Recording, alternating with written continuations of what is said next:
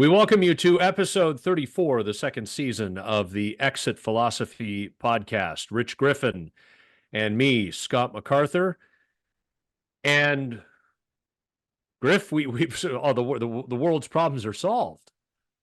We've got to talk to Commissioner Rob Manfred and get the Blue Jays playing nobody but the White Sox and the Angels next year. And if that happens, the previously unthinkable could happen, which is a Major League Baseball team going 162-0.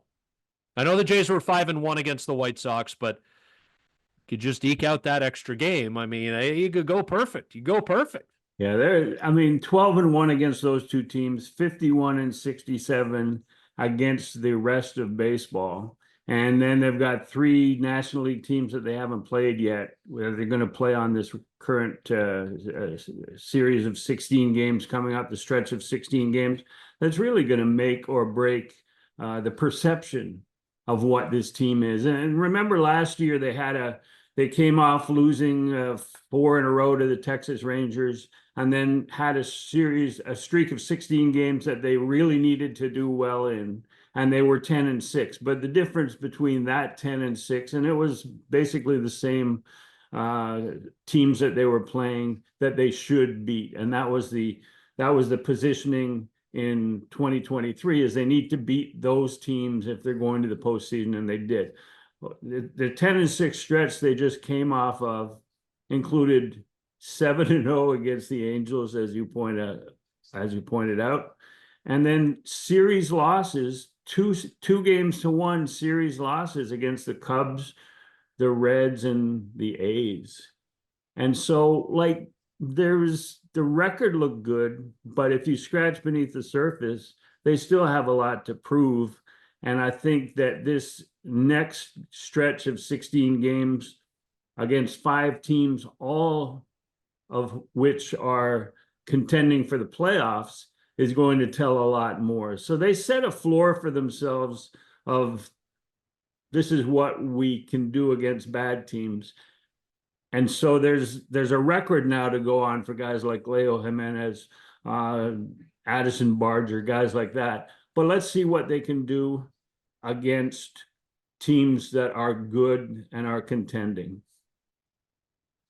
That Angels team is awful. Like, they're bad. I'm not taking anything away from the Blue Jays wins.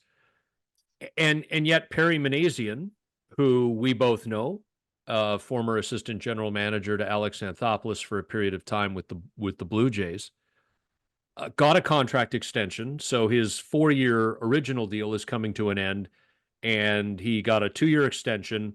And Artie Moreno, the owner of the team, who is widely viewed as the problem in Anaheim. Am I allowed to call it Anaheim? I do. In a statement said, look, we really like some of the work Perry has done in building up the farm system, et cetera. And some of that is starting to bear fruit, Griff. Shawnuel at first base. Hoppy was a trade with the Phillies, I think, for Brandon Marsh.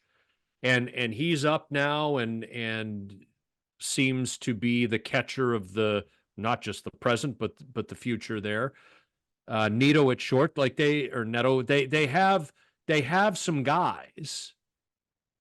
And I also don't think that they're just a Mike Trout healthy season in 2025 away from being a good team. There's a lot of work to do there. But man, I was happy to see some Jays, Barger with the walk-off after Loperfido tied it. So the back-to-back home runs to turn a 1-run deficit in the 9th into a 1-run victory. Easy for me to say on Friday night. Like, good signs, and I don't take anything away from what the Jays got done this weekend. But that Angels team, man, that's a tough watch. Yeah, and I, again, going back to the GM, Perry Manassian, just the logic of why they chose this moment to give him an extension. When you look, and they've got Kevin Pillar batting top 4 the entire series against the Jays, and they've still got Brandon Drury playing multiple positions and almost playing every day. and their pitching staff is not good. They got some good young arms out there, but is it extension worthy for your general manager? I'm not so sure, but Well, hold on a second. Hold on a second. Are you suggesting that after 4 years, only 4 years, uh-oh, it's I know time where to you're move on in Anaheim? going. I'm Yeah. Well, you're talking about a comparison with the current Blue Jays, am I? but they You're putting words in my mouth. Ross Atkins and Mark Shapiro will be going into their 10th season next year. And unless something untoward happens after this current season, and the way it's trending, they're going to end up between 75 and 80 victories for the year. So, 75 to 80 after where they were, they could have been a 90 loss team, but are going to be better. So is that enough? Plus the Houston Astros trade where they seem to swindle Dana Brown, who is another former Blue Jays assistant. Did Uh, they swindle him? Because Kikuchi's well, pitching well I for said Houston. seem to, and I'm trying to make a case for hanging on to Ross Atkins. And so I'm using that word to explain maybe what the Blue Jays will say is that they made a great deal for Kikuchi, who was only going to give them 10 more starts before free agency. Now they got 3 players that can contribute. And it reminded me recently of the Rusty Staub trade in 1972 that the Expos made with the Mets, where they brought back 3 starting players: Ken Singleton, Mike Jorgensen, and Tim Foley. And you could say that helped a young Expos franchise stabilize over the next several years, but they didn't win anything. Again, they didn't move forward and win at that time. And again, they were only a 4th-year expansion team. But yeah, it reminded me of that because it looks like there could be 3 players coming back for Kikuchi that all will be on the roster in 2025. So we'll see how that turns out. But it doesn't necessarily mean that you've built yourself a winner or that you should keep your GM. I'm too cheap and I'm too lazy to have gone out and bought balloons, but I feel like cake and balloons would be appropriate because Griff, you and I have been on the Bowden bandwagon from the start. And I remember, was it his first start I think it was his first start of the year in Houston. It did not go well, right? That Yeah, first no road hit. trip of the season. And he gave up like 3 or 4 home runs in that start. Yeah, And and yet I'm watching. Blanco no hit them. So that would have been Oh, the right. first time that Yeah. a player had been no hit and thrown a no hitter in the same season, much as we're looking at Danny Jansen going, this is history in the making. That would have been history in the making. Yeah. Right. But But I but remember it watching. covers up the fact that he was so terrible that Bowden Francis in that first start coming out of spring training where he basically won the 5th starter role because Alek Manoah was hurt again. Yeah, and then he just fell flat on his face at that point. But I just remember in that Houston game, and maybe this is true for every baseball game that's ever been played. Like, as bad as a start can go for a starting pitcher every now and then, it doesn't mean that there aren't good pitches. I mean, you may throw 65 pitches in an inning and 2/3 and give up 4 home runs and walk 3 guys, and it all looks horrific on your stat line, but there might be a good pitcher 3 sprinkled in among those 65 pitches. I just remember watching that game going, because to me, he's got some life on his fastball when he's up in the zone with it and stuff like that. And I would watch, and the Astros were teeing off, and I'm thinking, if you locate, because you and I had just talked about Bowden, I think on the episode before. And so the next episode after he got, to use the Keith Hernandez phrase, after he got his tits lit, I was all kind of sheepish to talk about the fact that I kind of have always liked Bowden Francis whenever I've watched him pitch. And I should have reminded myself at the time that April the 9th is not the end of the season. that there was more to go, but it didn't really get better immediately. And then he got hurt. But now he's come back, and look, Angels, Cubs, like, we're not talking elite of the elite offensively, but we got close to a really special moment on Saturday, and we're talking to you. I usually timestamp this, and I don't think I did off the top. We're talking to you on Monday, August the 26th. I really hope that he can parlay his last few starts, including Saturdays, into effective performances going forward against the better teams that they're going to see over the next 3 weeks. Because then, to me, it would really mean something and send him into the offseason feeling really good about where he's at. Yeah, and you touched it briefly on his first few outings, and especially his first start, where you can throw good pitches and then still end up with a bad record because you throw some really bad pitches, and this is the major leagues, and people pick on that. And I think what people were picking on was his curveball, which he thought was an essential part of his repertoire. And it turns out that he's pretty much abandoned the curveball, and it took this long to figure it out. It took another stint in Buffalo where they knew they were going to be trading Kikuchi, so they were stretching him back out to be a starter, and he sort of abandoned the curveball. He used it against the Angels very carefully in his last start, and he dropped a couple of curveballs in, one of them for a strike three.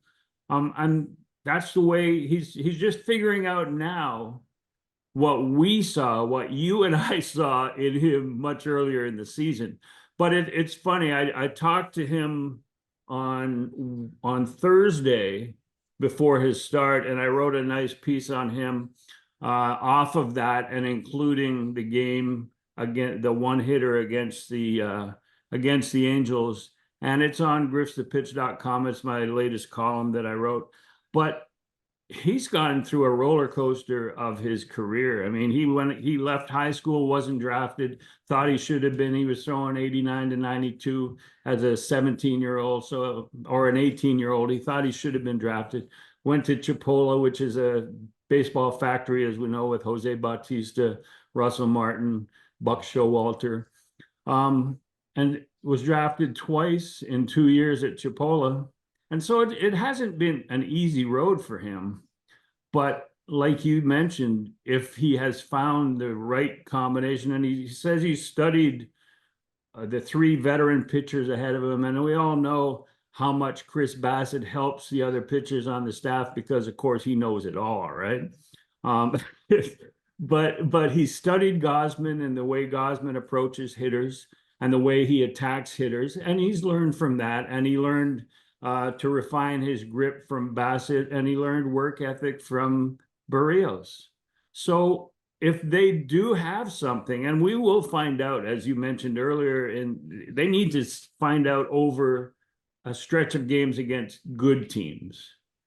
They need to find out over the next 16 games, in which Francis will have 3 starts. They need to find out what they have. And if they do have something, it will allow them flexibility and optimism going into the offseason, heading into 2025, that maybe they have 3 or 4 legitimate starters, and it limits what they need to do to the rotation. When we discuss this next part of Bowden Saturday, it's going to sound, if you watch Sunday's broadcast, like I'm ripping off Caleb Joseph. I guess in a way that I am, but I also swear to you I'm not, because my first reaction to Taylor Ward's post-game comments on Saturday, this is the Angel in the outfield who had the home run in the 9th that broke up the no-hitter, and who essentially, to paraphrase, called Bowden Francis basic. It was a lot of hittable stuff, nothing special. And Chris Bassett, with Bowden on the headset on the broadcast on Sunday, snuck in with the sign he'd made behind and whatnot in support of Bowden. My first reaction was, holy crap. on just a simple level, that's disrespectful. You know, don't scrub the shine off a guy's special day. Number one, especially a guy who's grinded like Bowden Francis has. He's 28 years old. It's not like he's some 21-year-old can't miss kid getting his first crack. Like he's grinded it out. Number one. Number two, and this is where it's maybe going to sound like I'm copying Caleb, but I swear to you, I should have tweeted it but I don't have the app on my phone because I've chosen sanity over whatever Elon Musk has turned that bloody thing into. My reaction was Taylor is essentially telling the world that he thinks his team sucks. Now he's right, but I wouldn't say that out loud. If it was also hittable and also basic, a not shitty team would have done more than the Angels did, right, Taylor? More than you did. Took you until the ninth inning, right? I just thought it was, I'm like, come on, don't diminish another guy's shine in a moment like that.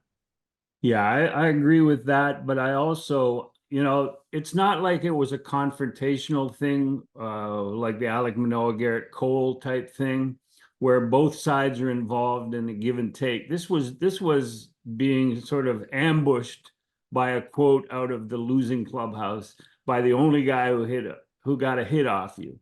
And I reached out to another Blue Jays insider, and I said my concern was that Bowden would look at this quote and it would take some of the, like, I'm not saying that he's got a fragile confidence level, but it might just take a little bit of shine off of that. Like I pointed out in my text message to this person that I thought when Joe Madden said about Ricky Romero, I only had 5 left-handers in the lineup because I didn't have any more.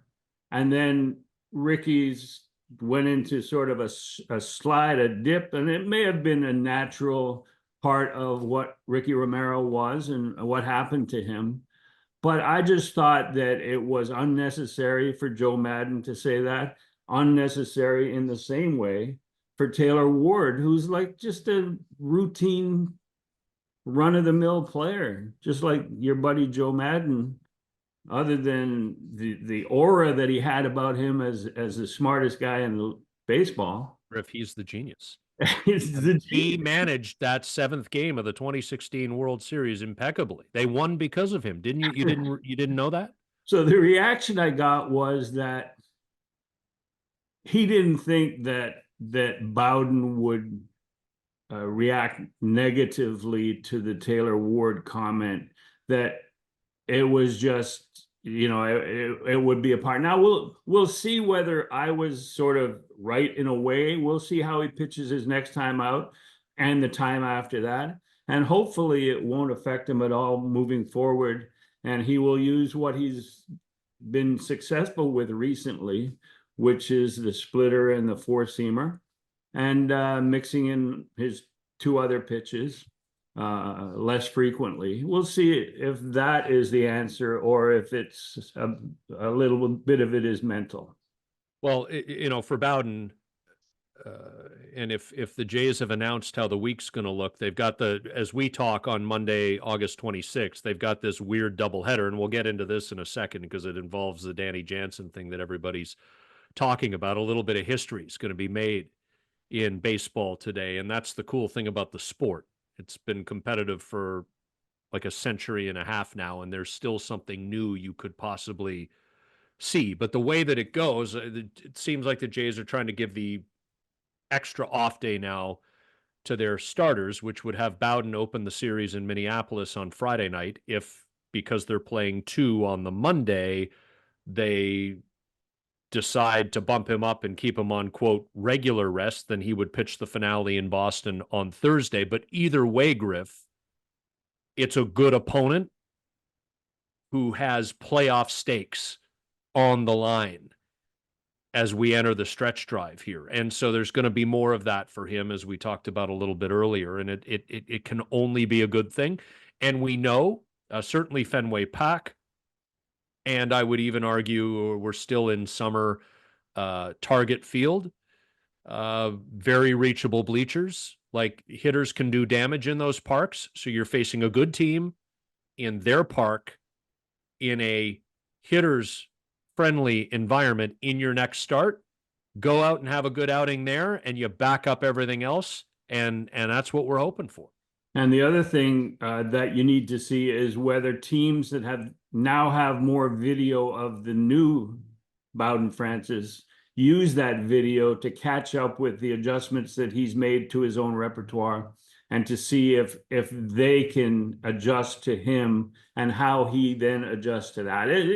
It's like a cat and mouse chess match down the stretch, and we'll see how it turns out. But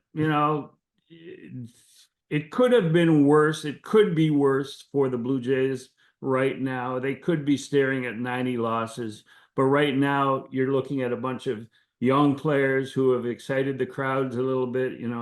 Addison Barger never gets cheated on a swing. I remember even when he pitches out of the zone and he's reaching for it, it's a hack. He's hacking. And that's the sort of guy that sort of excites the crowd, and he's hit 2 big home runs.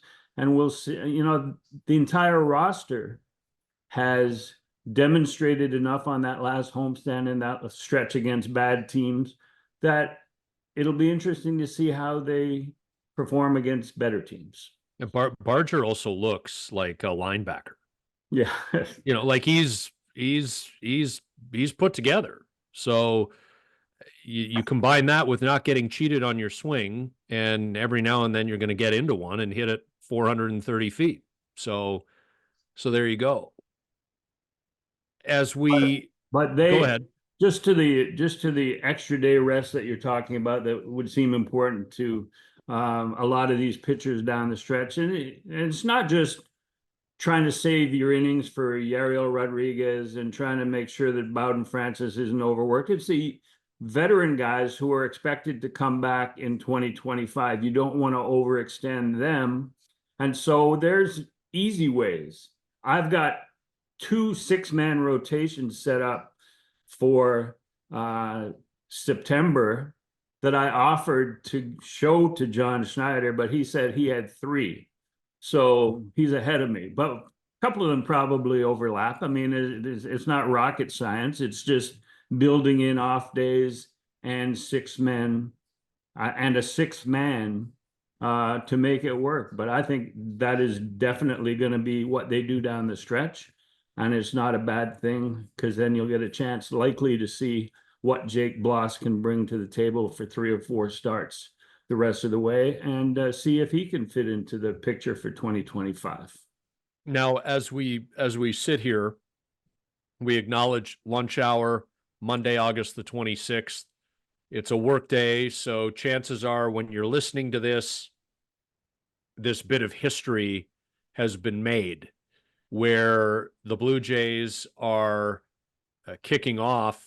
What is it, Griff? Is it a 4.5 game series? Is it a 4 7/8 series with the Reds? I tried to define that, but a half inning, there's been 1 out in the top of the second. So I don't know how to label that. 5/6 of a 1 and 1/6 inning have been played so far. So it's kind of like a 5-game series with a little bit shaved off the top. The bottom line is that the pitcher who goes into the game for each team will not be credited with a start, and we'll get into that shortly. But you're talking about Danny Jansen. Right. So the history is that Danny Jansen's actually up at the plate right now. Well, not right now if you're listening, say, Monday evening, Tuesday morning, but as Griff and I are talking, Danny Jansen is the hitter for the Toronto Blue Jays right now, with 1 out in the top of the second inning of this suspended game. Just one slight complicated detail. Of course, he was traded to the Boston Red Sox ahead of the trade deadline. So he is going to play in this game for Boston, according to Red Sox manager Alex Cora. We've known that for a few days now, because Cora shared it late last week. So Danny Jansen is going to become the first player to play in a game rostered for both teams, because this game was suspended by rain in June. Actually, I think it was my birthday, June 26th. It was suspended. It was suspended. So a little bit of history is going to be made here. It's kind of cool. Reese McGuire was the starting catcher for the Red Sox in June in this game, but as we know, Griff, they're definitely not yanking him back up from the minors after DFAing him. Jeez, I can't be mature about it. Cal Quantrill, shout out to you for keeping it alive, brother. So he's gone. So Danny Jansen's going to catch, and then I guess it's Connor Wong in the nightcap for the Red Sox. I explained the catching difference in my column online, as the difference is that Danny Jansen has never shopped at Dollar Tree. So he's made enough money in his career that he doesn't have to. But what would be, to me, great is if that first Blue Jays hitter was drilled and started a brawl, and Danny Jansen is fighting with a guy who's hitting for him in the Jays lineup. That would be beautiful. That would be symmetry. That would be my dream, because I love baseball fights. That's just me. Got to take notes here. Richard Griffin is advocating for throwing at people. All right. No, I'm kidding. Yeah, I it's just one of those quirks, Griff, where you've been a fan of the game your whole life. You've watched a lot of baseball. You've been in a lot of parks. For me, it's the same. And here we have a sport that's existed in a professional form for about 150 years. And on Monday, August the 26th of 2024, we're going to get something that's never happened before. It's total happenstance. I mean, Danny Jansen could have been traded to any other contending team in either league in late July, and today wouldn't be happening. But he got traded to Boston. And so it's going to happen. It's kind of cool. It's an old sport. Yeah. Here's something new. Almost the same as when Joel Youngblood got a base hit at Wrigley Field and then got traded to the Expos, who were playing at Veterans Stadium in Philadelphia. And he caught a flight as the game was ending in Chicago, and he got in uniform and was on the lineup and got another hit for the Expos that day. So that was pretty cool. And I was there to witness that. A base hit for two different teams on the same day. But in this case, it's like being in both lineups in the same game, which is also unique, but in a different way. And I love it. You got to love things like that happening. And the one thing that I thought was going to happen, that the managers said was going to happen, was that Jose Barrios was going to start the suspended game, which would not count as a start, which would be a relief appearance, which would have been Barrios' first relief appearance. Even if he pitched 7 innings, it would have been a relief appearance, would have been his first relief appearance since September 29, 2017. So it would have been 220 consecutive starts being broken. And I think that because John Schneider said that this was going to happen, that Barrios was going to pitch in the first game, the suspended game, I think that they then talked to Jose Barrios, and in his status as a veteran, as the highest paid, well, not the highest paid pitcher on the team, but as one of the veteran leaders on the team, they gave him the option, and he likely chose to go in game 2 and get his own start, because he's got a streak of 6 straight seasons of 32 starts, 6 straight full seasons, not including 2020, the pandemic shortened season. But that's impressive. And he will have 32 if you include this one, game 2 of this doubleheader, and his final 5 starts, which he will get if he's healthy. And why wouldn't he be healthy? Because he's been healthy every day since he was called up to the big leagues. And he has the right if he did in fact have or offer his opinion in this. I think he's got the right to make that call. Now, I Now, think if you're also flying into Boston and then being asked to pitch a day game for a veteran pitcher who's used to his personal preparation, that the second game would have been more appealing to him, and if offered the choice, he would have taken that game. So right. Were you down with me bringing up the Mike Tomlin Pittsburgh Steelers comparison that I shared with you off air?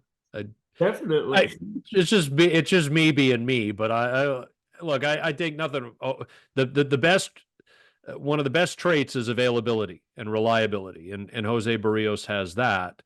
And he's made all these starts. He's always makes a start day. I mean, counting on that is a huge thing for a Major League Baseball team. All I said off air before we hit record was, Mike Tomlin and the Pittsburgh Steelers have never had a losing season while he's been head coach.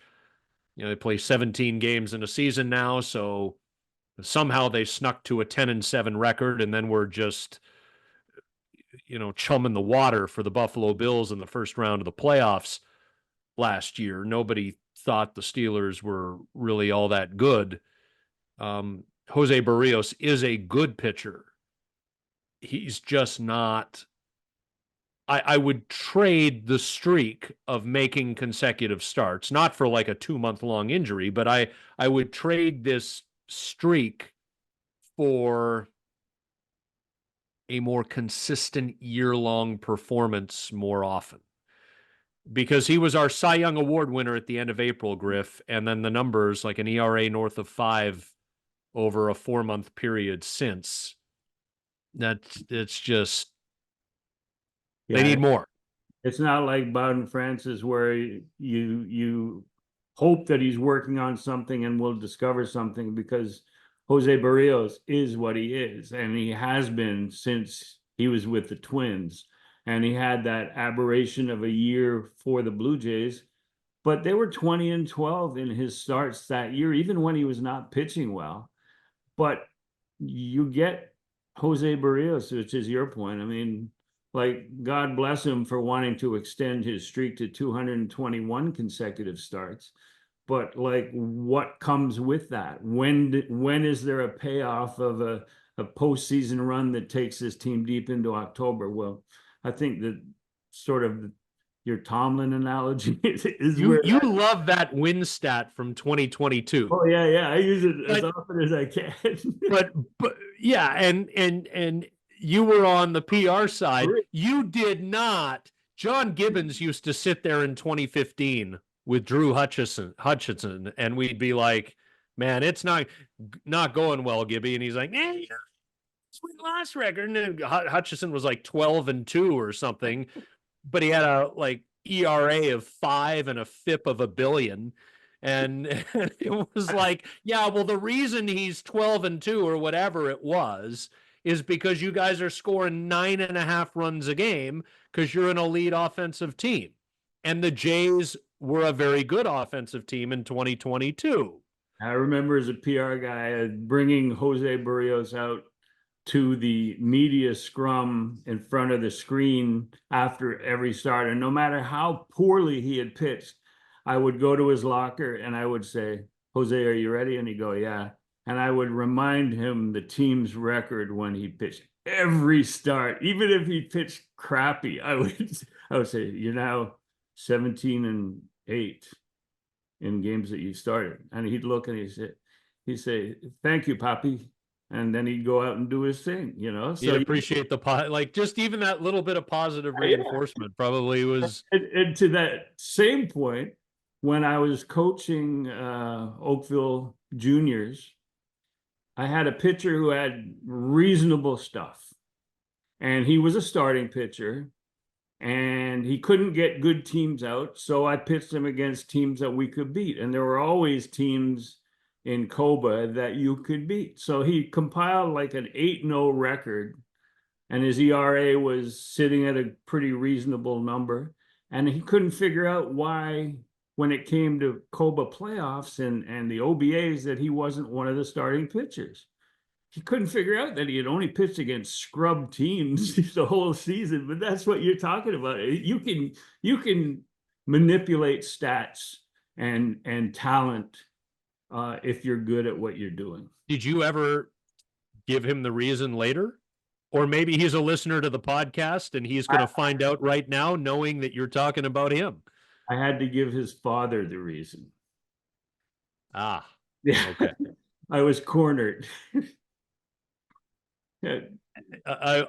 Because there's a lot of ways that could go with you. There's nice Griff, and then there's I don't care Griff, where you're just Griff gets gruff. That could be. I'll just tell you the honest truth.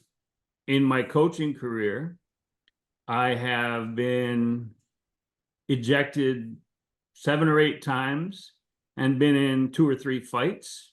And so it's not, on the surface is not what you get when you put a uniform on, you know? The calm Griff is not what you get in a See, game. I would have had you at way more than 7 or 8. Well, yeah, that might be just. I kind of felt let down. I thought you were going to be like, I've been run 2 dozen times. I think it adds up more. So, yeah, as I said, I umpired a handful of your games when I was a teenager, and you were coaching the 1983 born select team, and I'm just disappointed that I never ran you. But you gave me no reason to run you, but I just think it would be such a fun story if something had happened and I'd run you way back in the mid-90s. I've been following the career of Chris Marco, who is Burlington product umpire, and he's tossed me, he's run me, and he's now at AAA. I saw him in a Buffalo Bison's box score. So I've told John Schneider, I want him to come up and I want you to get tossed by him so we have that in common. And he laughed. He thought that was hilarious. No, that'd be great. That'd be great. So Joey Votto retires, Griff. And he will never take an at bat in a Toronto Blue Jays uniform. I've got thoughts on this and how it was handled, but I will pass the baton to you and then react off of what you say. I thought that he had a lot of input into, because you know that he wanted to come up and be here for the Cincinnati Reds series. That's his old team, the only team he's ever played for, and playing for the Canadian team, the team he grew up watching as a kid. So you know that was the goal. And when that didn't happen, and apparently Scott Mitchell said that he found out that Ross Atkins had driven to Buffalo, probably to deliver the news to Joey Votto that he wasn't going to be called up. And then some of it might have had to do with the luxury tax and the prorated portion of $2 million that they would have had to pay Votto for the rest of the season, that might have put them too close in their mind to the threshold. Some of it might have had to do with that, but that's not what we're here to talk about. We're here to talk about the humanity of it. And to me, they blew it. The Blue Jays blew it by not coming up with a plan. They never even issued a statement when he retired from the parking lot at Salem Field and sent out the Instagram, and then drove home and took an Uber to the ballpark and held his own press conference in the tunnel outside the Reds clubhouse because he wanted to say goodbye to his friends in the Reds clubhouse. So as they've done many times, the Blue Jays blew that situation. They could have said, "What are your plans?" He says, "I'm going to retire." And then they could invite him up, maybe bring him back, throw out the first pitch that game. Because it's too complicated to put him in uniform for one at bat, because now you got to pay him the rest of his salary. It goes on his book as the prorated of $2 million. So, but they could have done something more gracious and more human than the way that they handled it. What are your thoughts on that? Well, it was unfortunate that he stepped on that bat at spring training. He would have been taking the place of Vogelbach, And then when Justin Turner was traded, he could have been that guy, except he never really recovered to the point where he himself felt he should be and deserved to be back in the major leagues. And I think that he had a lot of input in that. Yeah, I know I get the reputation of being critical of this front office, and that isn't going to stop. But I won't be critical here. I just, the whole thing has been unfortunate, the way that he stepped on that bat after hitting the home run off of Zach Wheeler, like for that split second in spring, Griff. Like, you're not taking some minor leaguer who's pitching the 8th inning and will end up in single A deep. You're taking Zach Wheeler deep. Now, he might be humping up straight shot fastballs with no movement. It's early March, whatever, but it's still Zach Wheeler. And so there was this moment where we thought, geez, maybe Joey Votto can come up and be a contributor to this team in a not dissimilar way to a Brandon Belt last year. And then he steps on this bat. Nobody in the viewing audience witnesses it. You hear he rolls his ankle. You're like, okay, if it's a high ankle sprain, it's going to be a while, but he'll get back. And then he just never came back, and we didn't hear a whole lot about him for a period of time, and blah, blah, blah. All of that was unfortunate. I just think, to your point about the money and the CBT, extending it further, rosters don't go to 40 anymore in September. They only go up by 2, from 26 to 28. Used to be that it was from 25 to 40. So, money aside, a roster spot for Joey Votto could have been accommodated in September in a different time. But for where the Blue Jays are right now, the 2 available roster spots, or 2 additional and available roster spots that come up on September the 1st, can be put to much better use, and need to be put to much better use. Votto has kind of a quirky personality, a different personality. There was a lot that he did that, got captured by cameras and then shared on social media. The conversations with kids in the on-deck circle, throwing the foul ball onto the roof of Wrigley Field and watching it trickle back down and land in a fan's hands down below. Like, cool moments like that got shared after he retired. And there's a whole lot more. There's a lot that he does that goes unseen. But I'm not sure he was up for the dog and pony show.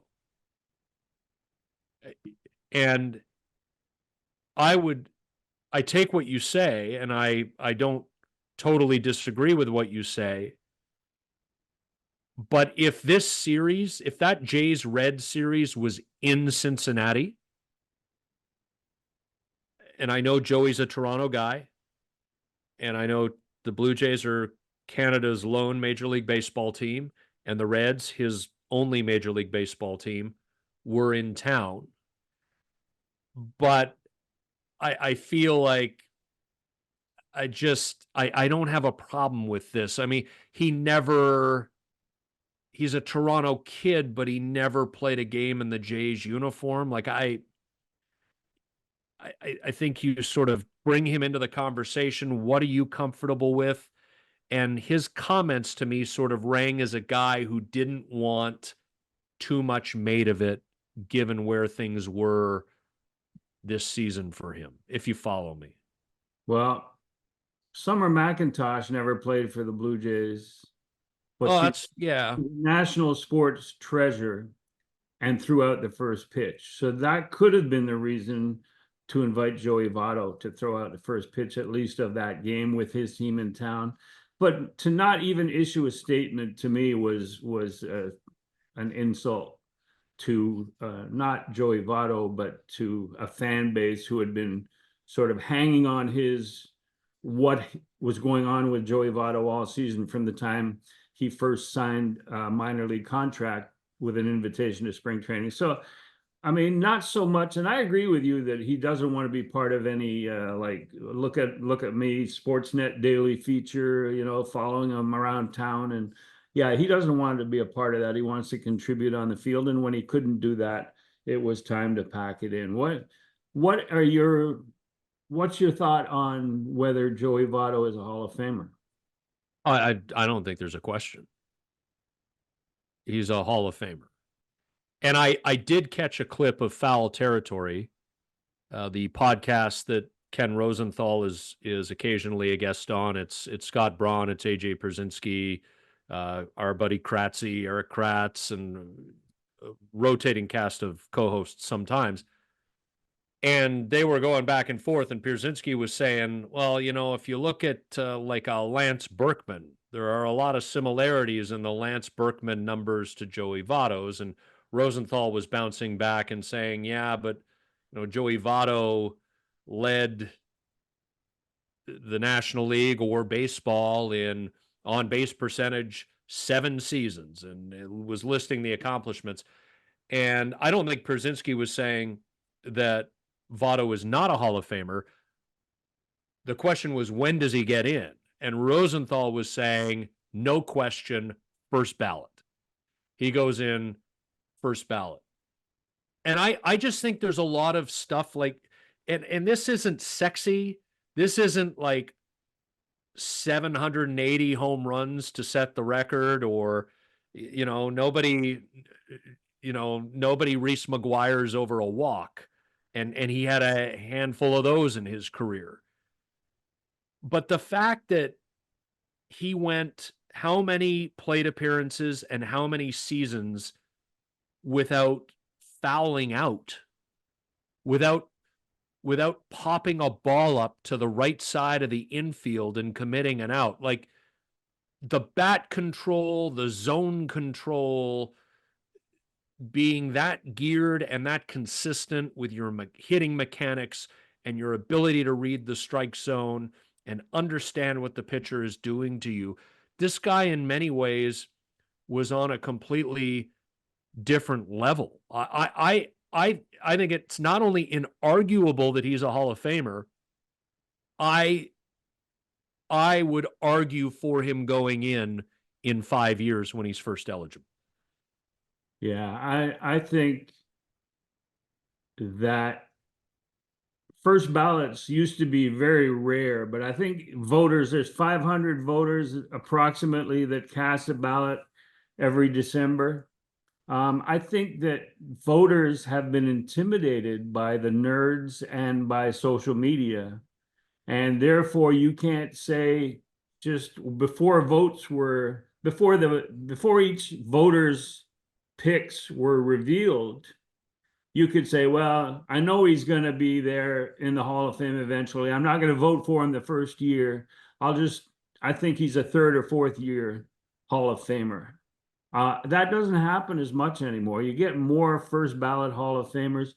But to me, Joey Votto, other than the fact that he's such a good guy and has those numbers of on-base percentage and whatever, 409 career on-base average, I look at a guy like Carlos Delgado and I say, how did Carlos Delgado slip off the ballot? Maybe in the first, second, or I forget. I haven't looked it up, but I know I will vote for Joey Votto, however long it takes him to get in. I voted for Carlos Delgado. I even voted for Mark Burley for 2 or 3 years just to keep him on the ballot, and others were doing the same thing, knowing that he eventually wouldn't make it to the Hall of Fame. But Joey Votto as a first ballot Hall of Famer, I'm not so sure. I look at Delgado, 294 average for Votto, 280 for Delgado, 409 on base for Votto, 383 for Delgado. But the OPS of combining on base and slugging is 920 for Votto and 929 for Delgado. Delgado had 473 home runs to 356. And to me, if Delgado can get bumped off so quickly, I'm not so sure that Votto deserves to be a first ballot Hall of Fame. But you know why Delgado got bumped? Well, actually, to me, there are two reasons. Uh, Neither of them are legitimate. So I'll I'm tell you giving you my, reasons. yeah. Give me your two, and The two reasons are there's the link to the steroid era. So there's the stench of that.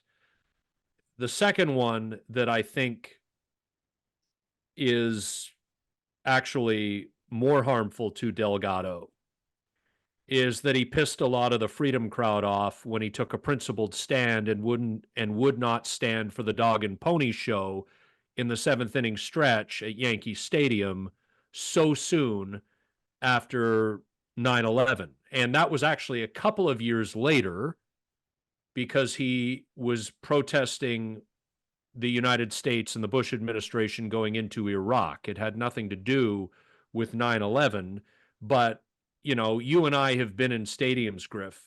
If, for example, at Tropicana Field, you can be in the media meal room, not even overlooking the field in the press box, in the back in the media meal room. And they blare the anthems through the speakers in the meal room.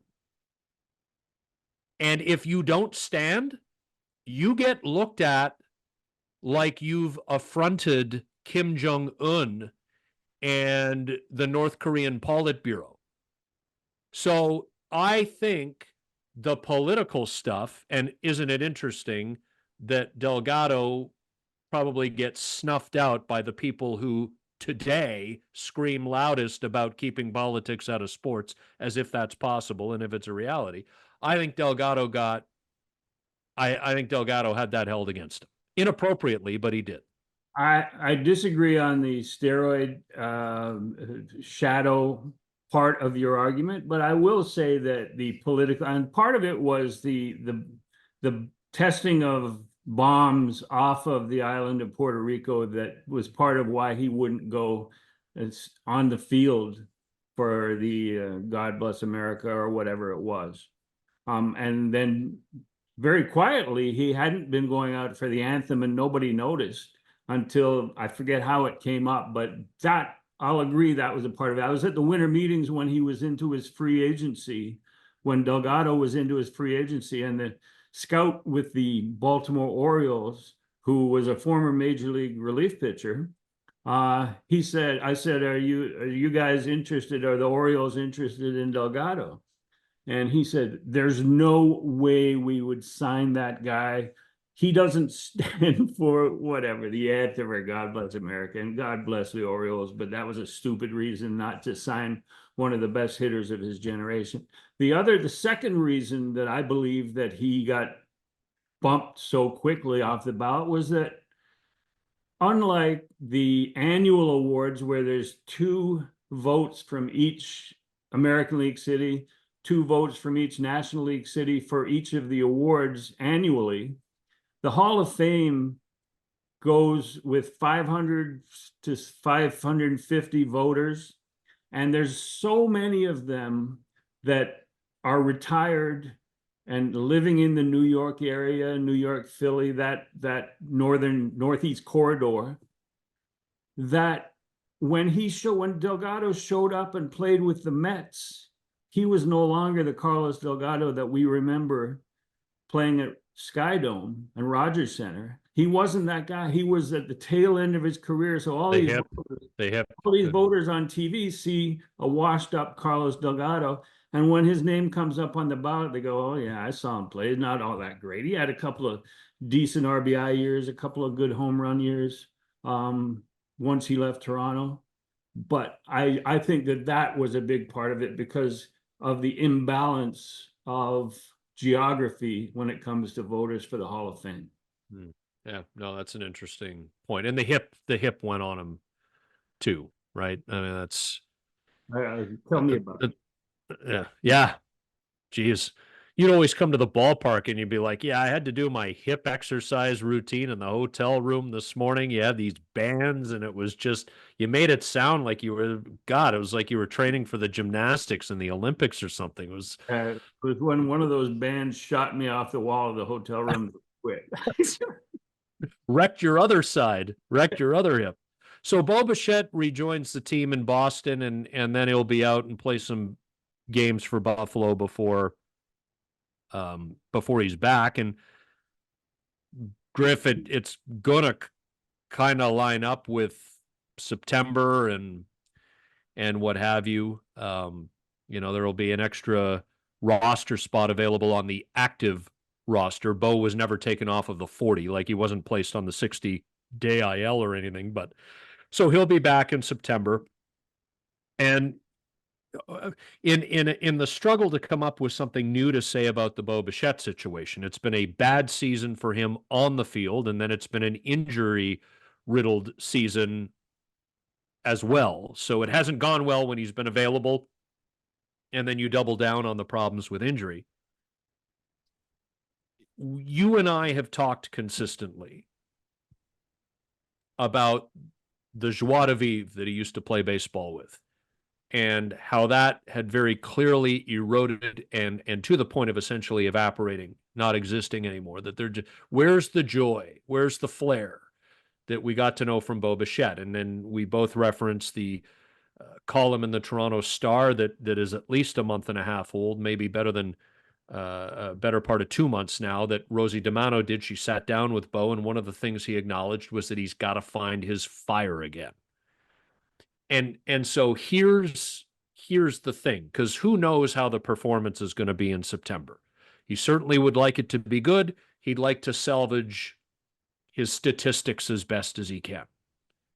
But here's the thing, Griff, because Bo's acknowledged it, and it was just so obvious to observers because he played the game a certain way. Body language and everything else suggested it had gone the other way for him. He rejoins a team that is very different than the one he played with up until he got hurt. And you've got names like Wagner and Loperfido and Barger and Horwitz. You've got Baroa. And, Bo, if he's not back till September, it might not cost a guy like Baroa a roster spot. Baroa and Jimenez. You got these guys. But those last two guys could be the guys to go, because if Bo comes back, Baroa doesn't really have a role in this, and Sure. Jimenez would have less playing time. So that's not a problem, but continue. But so my point is, you got a bunch of guys who are getting their feet wet in the major leagues, experiencing varying degrees of success. All have experienced some success at times. They're excited. They're having fun. They're competing. They swept the Angels, yes, but even it's not like they're getting their asses handed to them when they lose. I mean, they are competing. And so Bo Bichette comes back in, and I wonder if just through osmosis and by being around new blood and excited young players, if that doesn't help him in some way recapture that feeling for 3.5 or 4 weeks leading up to the end of the season. I'd just like to see him enjoy it again, because I'm not saying he didn't enjoy it, because I haven't asked him, but it doesn't feel like he's enjoyed it like he used to. I think that the month of September, or whenever Bo arrives back in the major league dugout, is going to be more important for Bo than it is for the Blue Jays. So it won't be as much about the joie as it is de vivre, because he needs to look to the rest of his life moving forward, the rest of his baseball life. So I'm not saying he'll have tunnel vision in that dugout, but I don't think that his goal will be to join the party of the young guys. I think it will be to reestablish himself, and maybe even in doing so, being the role model for the younger guys. And they're all about the same age, but in terms of experience, we're talking younger guys. As a role model of work ethic and how to go about your job every day. And you could see that before he got hurt the second time. I saw a guy who previously didn't give a rat's ass about his 2-strike technique anymore. He was going for all or nothing. and most of the time coming up with nothing. He had the leg kick on strike one, strike two, strike three. And just before he got hurt, he was going back. In fact, more of the time before he got to two strikes, he was on the toe and just making sure that he could be there for good contact. And he still has the bat to ball ability to do damage when he does that. So I saw that before the injury. I think that when he comes back, he'll show that again, because he needs to, even if he's with the Blue Jays in 2025, he needs to reestablish himself. Not so that he can beat out Leo Jimenez or Ernie Clement, but for the rest of his career. He's 26 years old. He's got another 10 years at least of optimum production, theoretically. So he needs to do it for himself, not for this team, not for the youngsters around him. If they pay attention, if they all contribute and the team ends up playing close to 500 and looking good down the stretch, that will be enough. I don't think that he will be affected at all by new players, new teammates, new surroundings, new attitude in the dugout. I think he just needs to be Bo. Well, we'll see how it plays out. It's an uber important time for him, and I really don't think at this point there's anything he can do to salvage his season. But he's got to put himself in a position physically and mentally to feel good going into this off season, so that wherever it is he is playing in 2025, he is primed to perform and secure the long-term deal that he'll no doubt be after. All right. Before we wrap it up, and I think we're going to end with a little NFL at the end of the baseball talk, but I just want to make a case. And I was on the field in the Angels series, and I was talking with Perry Menashian, and I was talking with Bill Stoneman. Bill Stoneman deserves to be a Canadian Baseball Hall of Famer. I campaign for him every year. I'm on the voting committee. He always comes up a little bit short. But if Jimmy Key got in this year, I believe that Bill Stoneman has deserved to be in for a while. Here's a guy who, from 1969 to 73, was a mainstay of the expansion Montreal Expos pitching staff. 13 days into the history of the franchise, he threw a no-hitter. 13 days into the 1969 season. Threw another one in 1972. Threw 295 innings in 1972. That's unheard of in this day and age. He was 51-72 with a 3.98 ERA for a team that was bad for 4 years when he was there. He was sold to the Anaheim Angels on opening day of the 74 season, and his first paycheck arrived, and he filed a grievance because he wasn't being paid in Canadian funds. You never see that anymore. The Canadian dollar was worth more at the time, and he put a major league grievance. He was a GM. After he retired as a player, he moved to Georgetown, Ontario, and he went into the financial business. Came back upon request to be in the front office of the Montreal Expos, and was there during the 94 season, was in charge of the payroll of a team that dominated baseball and should have won, and was also an interim GM during that period when he was back there. Had the blueprint of a new stadium that would have saved the franchise downtown. This guy has done it all for Canadian baseball, for the Expos, was the only GM to win a World Series for the Anaheim Angels. And so, I talk about him every year, should be in the Hall of Fame, Canadian Baseball Hall of Fame. I'm hoping that it happens this year, especially after Jimmy Key winning. Well put.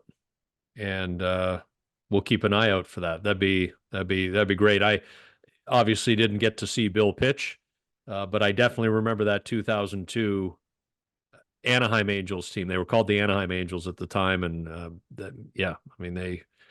they were the best team in baseball, right? That was a great series. It was one of the best World Series. The Angels were down 5 in the bottom of the 8th of Game 6, trailing 3-2. Barry Bonds was like 5 outs from the World Series.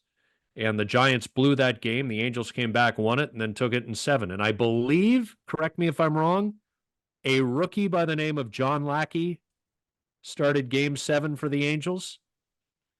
And it was Dusty Baker's son being saved at home plate by JT Snow at Yes. the plate. And Dusty's boy is early 20s now, and was he a Washington Nationals minor leaguer? Yeah, he had Darren Baker, right? Yeah. Good college career, and he went on, and he's I think he's playing a little pro ball now. But yeah, it was a terrific series. Comeback in all West Coast, so the games were ending at 8, and the bars stayed open until 3 in the morning. It was fabulous. Yeah, and then I remember, Griff, the very next year, Dusty managing the 2003 All-Star game because he was the Giants manager in the 0-2 World Series, but he wore a Chicago Cubs uniform because he had the falling out with the Giants and the contract came up and he moved to Chicago. And I remember watching the 0-3 All-Star game going, that's probably the only time the National League manager is going to be wearing a Cubs jersey. But now the genius reprised the role in 2017 legitimately, but at that time it was test and said, "We are so proud, Joe." we're so proud. All right, NFL, you want to have a little fun with this? So I'm clearly getting amped up.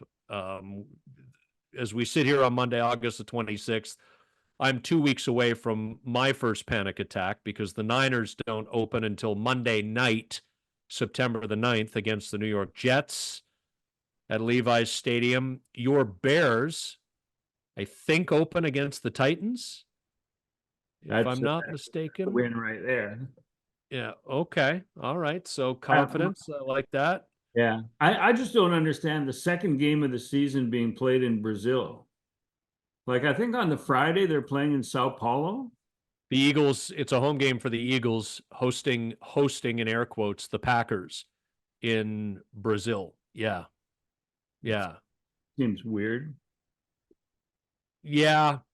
So this is the year where the NFC has the extra home game in the 17-game schedule. So what ends up happening is some NFC teams will trade a home game at their place for an alternate location home game. So they're London, Germany. Yeah, so like other than the Jacksonville Jaguars, who play a home game in London, England every year, I think every European-based game this fall will be hosted by an NFC team. And like last year, it was an AFC team hosting. So I think that's part of it. They've never played a regular season game in Brazil. The other thing, and I don't know what the Eagles situation is, Griff, but a few years ago, each NFL team was able to take a so-called international market. So, like, for example, the 49ers took Mexico, and they're not the only team, but so a lot of their international advertising and international outreach is in Mexico, which makes sense because a lot of people have moved from Mexico to California, cheer for the 49ers. Niners played a road game in Mexico City against the Arizona Cardinals 2 years ago, and 90% of the stadium was cheering for the Niners. So there's that sort of thing. I don't know if Philadelphia claimed Brazil as one of their international markets, but if they did, this would make even more sense. So I got a surprise team and a disappointing team. And my surprise team is going to be the Miami Dolphins. I mean, everybody likes their offense. I think they're going to win the division. Wow. Okay. My disappointing team is the Atlanta Falcons, and Arash Madani will be pleased that I'm picking Kirk Cousins' new team as the big disappointment. Maybe he would be happy because if the Falcons were to make the playoffs, they'd win their division and be the 4th seed. And if the Vikings could be a wild card team and play Atlanta in the playoffs, he'd like a shot at Kirk. Convoluted. But that's kind of a long and win. My surprise team is going to usurp your surprise team because, you and I are on the same page. Let me correct that. My surprise team is going to do to your disappointing team what it needs to do in order for you and me to be right. The New Orleans Saints. And why do I think the New Orleans Saints are going to win the NFC South Division? Because a Kubiak, not just because he's Gary's son, I don't care about that, but one of the two Kubiak boys who were both on Kyle Shanahan's offensive coaching staff last year, Clint Kubiak is the new offensive coordinator of the New Orleans Saints, and whatever is left of Derek Carr will be maximized. Alvin Kamara, they've got weapons. Chris Olave is a hell of a young wide receiver. They've got weapons, and they finally have an offensive coordinator, in my opinion, who stands a chance of maximizing that. And my disappointment, I don't know if this qualifies, but it does for me because I'm sick of them already, and I'm tired of hearing about him, and I'm tired of hearing about them, and I know that they've got 6 primetime games in the first half of the season. So just please, Bullet, Temple, send me to the graveyard now, the New York Jets. Oh, okay. I just can't. I can't with him. I can't with them. You know who him is, the quarterback. I can't with him. I can't with them. I look at that logo, Griff, and there are some of these littered throughout pro sports in the different leagues. That Jets logo equals failure for me. Now, I wasn't alive when Namath won and shocked the world in January of '69. And they beat the Baltimore Colts, and it was a big deal. An AFL team beat an NFL team back then. It was very different. But ever since then, so I wonder how a 40-year-old quarterback coming off an Achilles tear, who traditionally was elite because of his ability to throw dimes while scrambling. I'm not saying he can't run a pocket-based offense. I'm just wondering if Aaron Rodgers has the mobility that he used to have. I'm betting not. And he's also got 8 games on that crappy turf at MetLife Stadium that he's got to get through. So we'll see. I'll tell you this. I'm not cheering for them. He's following the path of Brett Favre. You know, it might end up in a similar situation. Broadway Joe became my hero at poolside that day, 1960. If he follows the path of Brett Favre all the way to Minnesota next year, Griff, we need to be in the same room as Arash Madani when that news breaks, and then we need to have him on this podcast. If you want to actually see a guy's head explode and brain matter land everywhere, that happens, it'd be a thing. Anyway, I think it's time to wrap this baby up. So what do you got? Let's end this. All right. Well, we'll put a wrap on it. Jays, as we sit here on Monday, August the 26th, are about 45 minutes away from starting this unique and interesting doubleheader. So we'll recap that. Next week, they've got 5-ish with the Red Sox and 3 with the Minnesota Twins. And then we'll be back at you next Monday with the next episode of the Exit Philosophy podcast. GriffsThePitch.com is wherever you can get, or is where you can get all of Griff's work.